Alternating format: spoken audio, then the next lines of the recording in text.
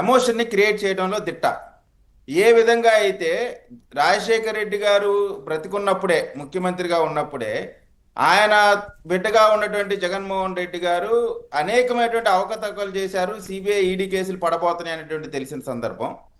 అదే సందర్భంలో రాజశేఖర రెడ్డి గారు చనిపోవటం, ఆ తర్వాత దాన్ని ఉపయోగించుకొని రాజశేఖర రెడ్డి గారి మరణాన్ని ఉపయోగించుకొని వచ్చేటువంటి సిబిఐ ఈడీ కేసులు ముందుగానే సమాచారం తెలుసుకొని దాన్ని సాకుగా చూపించి పా ఓదార్పు యాత్ర చేశారు. దాంట్లో భాగంగానే కాంగ్రెస్ పార్టీ రావడం ఇవన్నీ కూడా చేశారు. అదే విధంగా ఈ రోజు కూడా డిఎస్సిలో అవకతవకలు జరగలేదు అనేటువంటిది జగన్మోహన్ రెడ్డి గారికి తెలుసు, వైఎస్ఆర్ కాంగ్రెస్ పార్టీలో అందరికీ తెలుసు.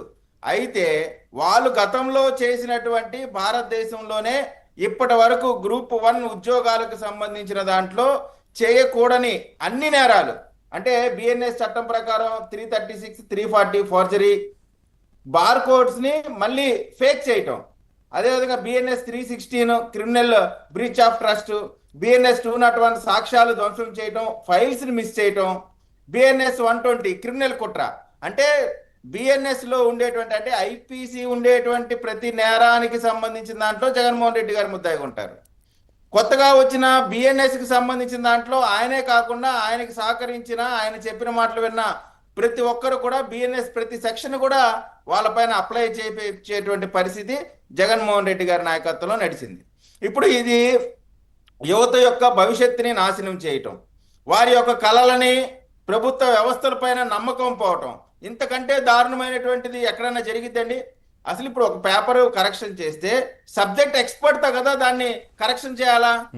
నీ ఇష్టం వచ్చిన తీసుకొచ్చి కరెక్షన్స్ చేపించి మీరు ప్రజలకి ఏ సమాచారం ఇస్తున్నారు?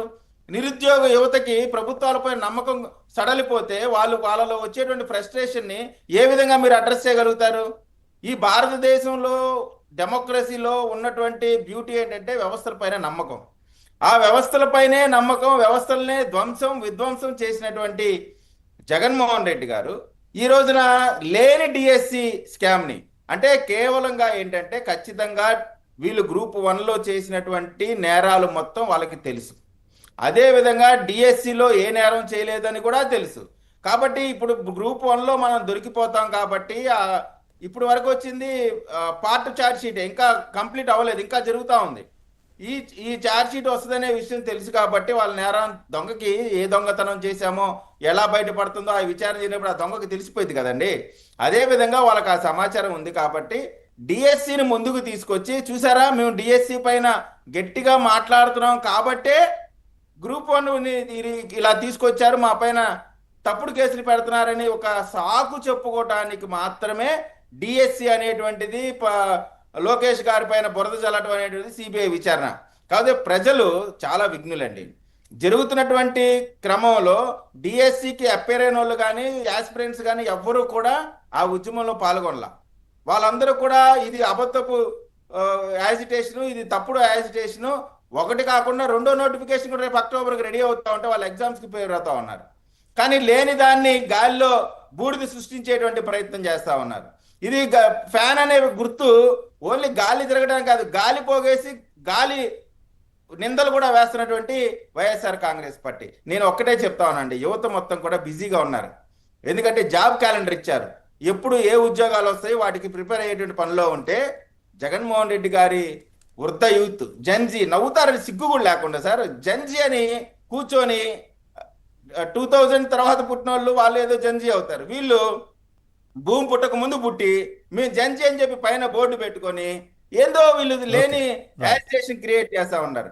సార్ నేను ఒక్కటే ఫైనల్గా ఒక్క మాట అయితే చెప్తున్నాను సార్, ఆంధ్రప్రదేశ్కి కూటమి అవసరం, కూటమి నాయకత్వం, చంద్రబాబు నాయుడు గారి దార్శనికత, లోకేష్ గారి పట్టుదల, పవన్ కళ్యాణ్ గారి కార్యదక్షత, ఈ 3 కావాల్సినటువంటి అవసరం ఉంది.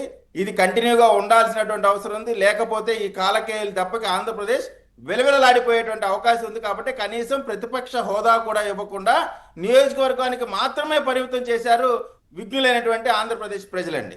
రైట్ రామకృష్ణ గారు, ఫైనల్గా ఇప్పుడు ఇంత పెద్ద స్కామ్ ఇది అసలు చరిత్రలోనే, ఏపీఎస్సీ చరిత్రలోనే జరగలేదు అనుకుంటా, అంతే కదా సార్? అవునండి. ఆ తర్వాత ఇప్పుడు సవంగ్ కావచ్చు లేదంటే పిఎస్ఆర్ ఆంజనేయులు వాళ్ళ బాస్ ని సాటిస్ఫై చేయడానికి జరిగింది అనుకోవచ్చా? ఫైనల్ గా ఏం చెప్తారు? 100కి 100 రూపాయలు పిఎస్ఆర్ ఆంజనేయులకి ఇంత ధైర్యం వస్తుందని చెప్పని నేను అనుకోను. పైన బాస్ ఇవాళ జగన్మోహన్ రెడ్డి ఎవరైతే ఉన్నారో ఆయన యొక్క అనుమతి లేకుండా ఇంత పెద్ద స్కామ్, అది గ్రూప్ 1 పరీక్షకు సంబంధించినటువంటి, ఎందుకంటే చాలా డబ్బులు మారుతాయండి దీంట్లో, ఏమాత్రం అనుమానం లేదు.